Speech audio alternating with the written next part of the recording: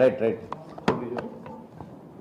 బండి సంజయ్ గారు నిన్న 2-3 అంశాలు క్రిటికల్ ఇష్యూస్ మాట్లాడినారు. ఒకటేమో రాష్ట్రమే చేసుకోవచ్చు కదా అని చెప్తా ఉన్నారు. నిజంగా మీరు కేంద్ర మంత్రిగా రాష్ట్రం చేసుకోవచ్చని ఒక ఆదేశం ఇస్తే 1 నిమిషంలో మేము దానికి సంబంధించినటువంటి అమలు చేసి చూపెడతాం. మేము provisions as A union minister I'm requesting mister Bandi Sanjay గారు, నిన్న మీరు చెప్పిన దాని ప్రకారంగా రాష్ట్ర ప్రభుత్వం చేసుకోవచ్చు కదా అనే మాటకు అనుగుణంగా కేంద్రం నుంచి మాకు సంబంధించిన ఒక చిన్న, మీరు ఒట్టిగా మామూలు వ్యక్తిగా మాట్లాడలేదు, నేను కూడా మామూలు వ్యక్తే కాదు, రాష్ట్ర మంత్రిగా అందులో బలహీన వర్గాల పోర్ట్ఫోలియో నేను మీకు విజ్ఞప్తి చేస్తున్నా. మీరు చెప్పిన దాని ప్రకారంగా మీరు కేంద్రం నుంచి రాష్ట్ర ప్రభుత్వం చేసుకోవచ్చని ఒక మాట ఇస్తే 24 గంటల్లో దాన్ని మేము అమలు చేసి చూపెడతాం. మా ప్రభుత్వం దగ్గర మాకు ఆ చిత్తశుద్ధి ఉంది.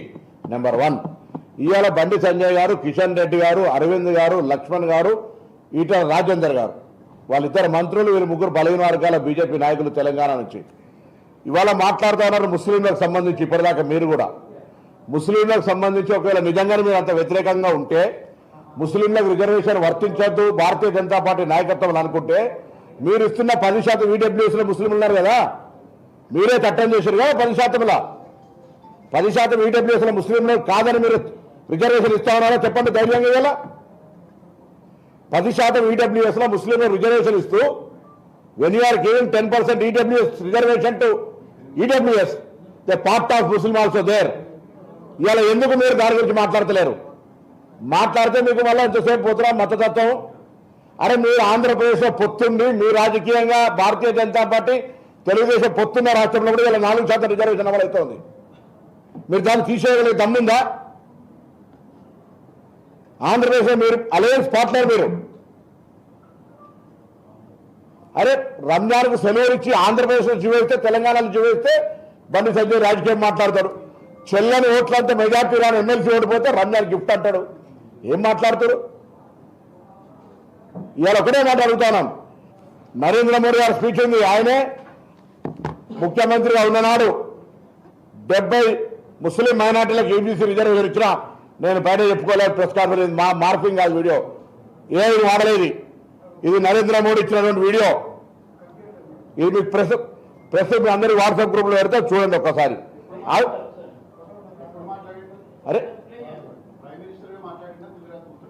ప్రైమ్ మినిస్టర్ మాట్లాడిండు.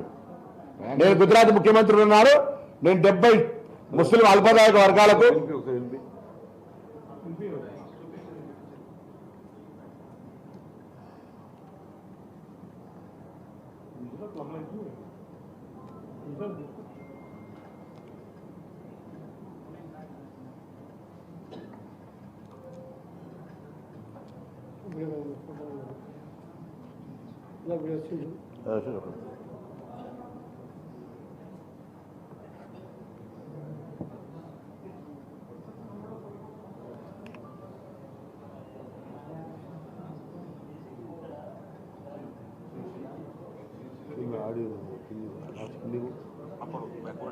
मेरे यहाँ गुजरात में